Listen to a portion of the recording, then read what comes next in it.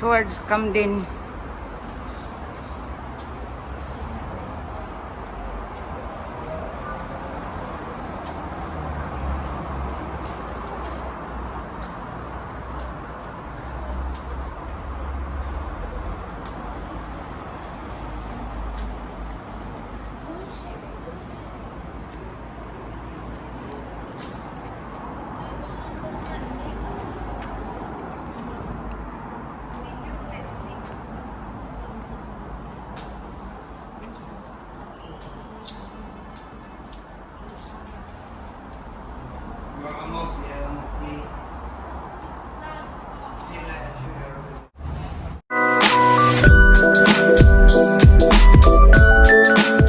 About to untie the boat, but there's a couple of things I need to say before I do so, for our safety. If I can have your attention. Also, well, firstly, for our safety, the equipment we have. On the roof there are 8 life rings. At the front there are 2 fire extinguishers, and I have 3 more fire extinguishers with me at the back. And boat ladders. There are more fire extinguishers in the engine room behind me. Also, very important, because we are an open boat, as in we have no windows and walls, it's very tempting to stick our heads and arms outside the profile of the boat on either side. I would just add a word of caution here, because there's plenty of traffic on the canal today, and we go through tunnels and bridges. So I want people to be careful and aware that something is worth being careful of, even though it's a very relaxing trip. So that's just keep your hands inside the boat, please, and stay in your seats. And I just also add that some people have booked this trip knowing that I'm going to be doing a commentary on the way to Camden. So I just be appreciative if you could respect that people want to listen to the story I have to tell about our canals.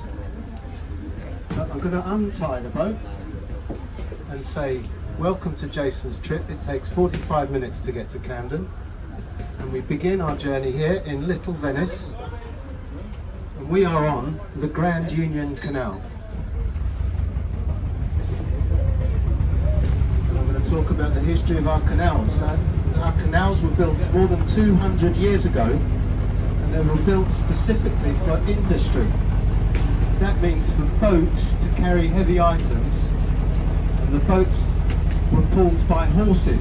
So this was before engines were invented, when there were no railways and no cars or proper roads. So the Grand Union Canal, where we begin, this was built as the main highway, effectively, coming down from the industrial north of England here to London.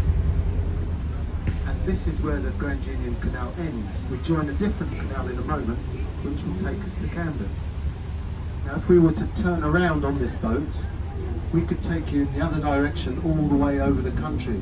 The top of the Grand Union Canal, where this joins other networks that go to Lancashire and Yorkshire, right to the borders of Scotland and into Wales.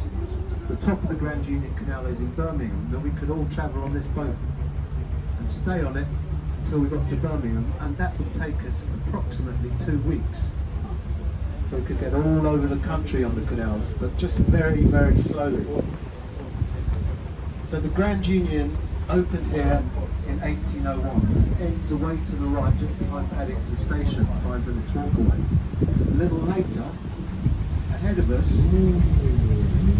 is the Regent's Canal, which they opened officially in 1820. So we're just going under the Blue Bridge, which is the Warwick Avenue Bridge. And this is the beginning of the Regent's Canal, which meant that boats could carry their goods and freight and cargo much further into London and right round to the east of London, to the River Thames. People lived on boats and made their living carrying the cargo. They would pay a toll at this building on the left-hand side. That's the old toll house there. It's now somebody's home. And as we join the Regent's Canal, it's a good opportunity to describe the contrast in the story, the 200-year history of the story of the canals. Because we're going to be looking here at modern narrowboats, and these were built and designed for people to live on. it's right up to date. Most of these, so 90% of these boats are narrow boats. Wider ones that we'll see on our journey won't fit in certain parts of the canal up and down the UK. But these ones will, so that's why we call them narrow boats. Not all of them have people living permanently on them.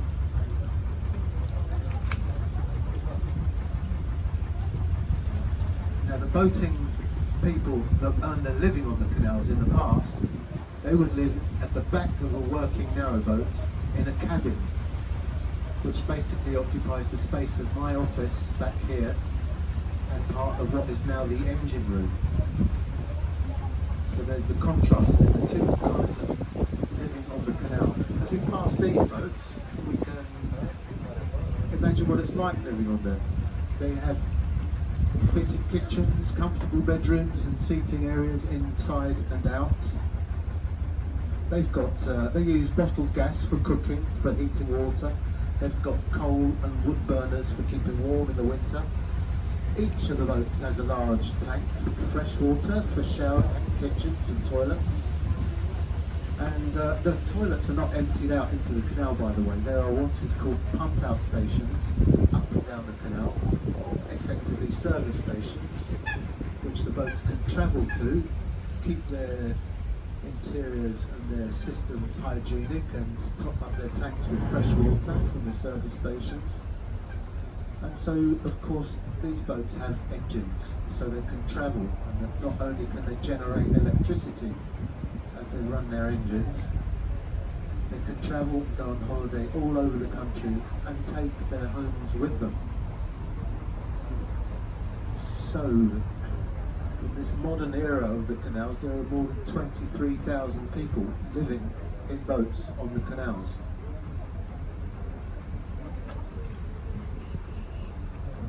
Jason, and this boat was built in 1906, and it was a working narrowboat. It would have transported tar, I believe, in its early years, and in those early years, it too would have been pulled by a horse. The area where everyone's sitting is called a hold, and that's the space for the storage of all the cargo or whatever it was that the individual boats were carrying. Now we're just hanging back slowly because ahead of us is a tunnel, and I know that Andy, our steerer, can see those lights coming through the tunnel. It's one-way traffic, and it's not unusual to wait a little while for those little grey go-boats to come through in their meandering, uncontrolled way. So we're just hanging back to let that tunnel clear. The tunnel's there because when you build in a canal and you come to a hill, you go through the hill. There's a lot of work to excavate all the earth out of the hill. And this tunnel's fairly long. It's 272 yards long. So with all that excavated to do, they generally didn't build a pathway for the horse. We're talking about when this tunnel was cut out, it was 1812, so there's no pathway for the horse. The horse would be able to take us right up to the mouth of the tunnel, and somebody that lived and worked on the boat would untie the horse and lead it over the hill, lead the horse over the hill. To get the boat through the tunnel, you had to use manpower, and that meant putting a plank of wood right at the front of the boat so that two people could lie on their back on either side of the boat, effectively like a gangplank sticking out on the left and the right, and their legs would reach out right over onto either side so that their feet could touch the inside of the walls of the tunnel. That way they could walk along the brickwork, lying on their backs, and they called that legging the boat through.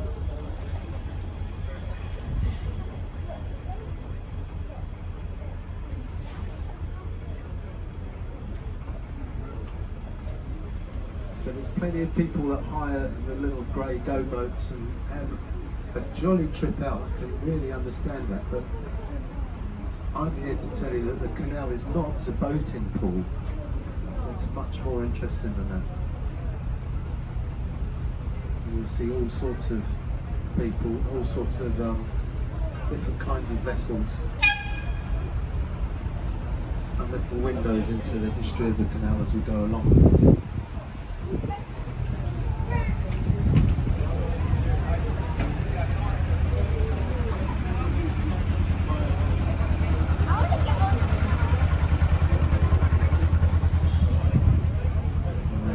One more light coming through the tunnel, so I think we'll be about another 5 minutes and we'll slowly make our way towards it.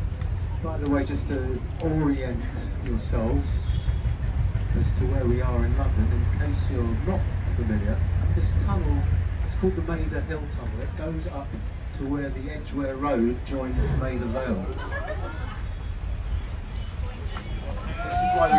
This is why we keep our arms and hands inside the boat, because we have reckless driving. We don't want to crush our fingers grazing. So the way to the right on the road up there, it's about half a mile down to Marble Arch, maybe a bit more. And to the left it's Maida Vale and then Kilburn, going north.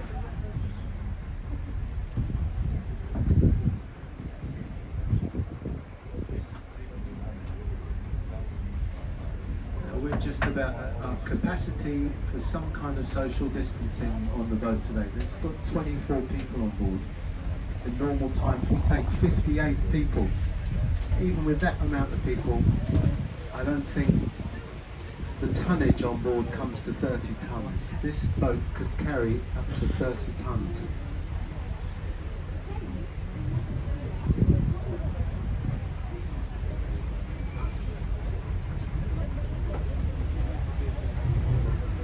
Hindi rin pala tayo makalakad ay no.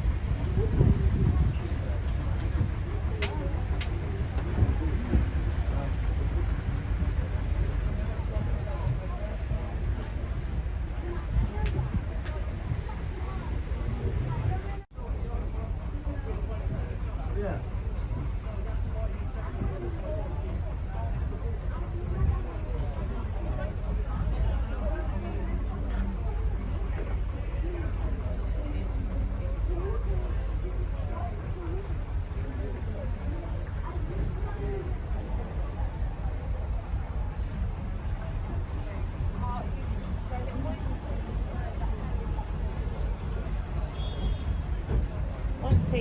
What bridge is this? Sorry? What bridge is that? This is the Maida Hill Bridge. Maida Hill Tunnel. Going to Edgware Road.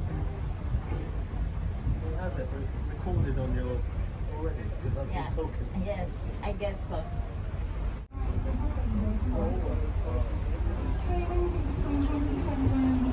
Balik ka din. Nakaharap pa.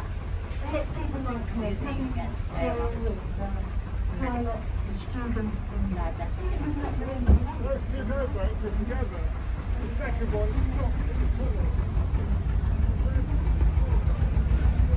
Pwede ka po. Pero gusto ko kasi sa sa Regent's Canal. Kasi once mo ako natadiri, dili na ta makaagaw sa 18.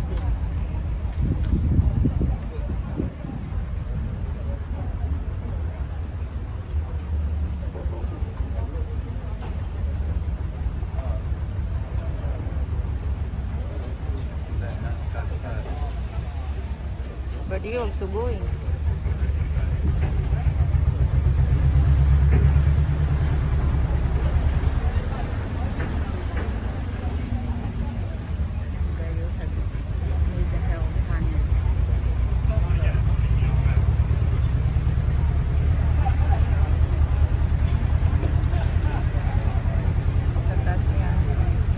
Okay, ladies and gentlemen, we are entering the Maida Hill Tunnel. We like to pick up a little bit of speed as we go through. That way we keep a straighter line. As we have not been allowed to go ahead of this go-boat, we won't be going quite that speed. So do keep your hands and cameras inside the boat, please.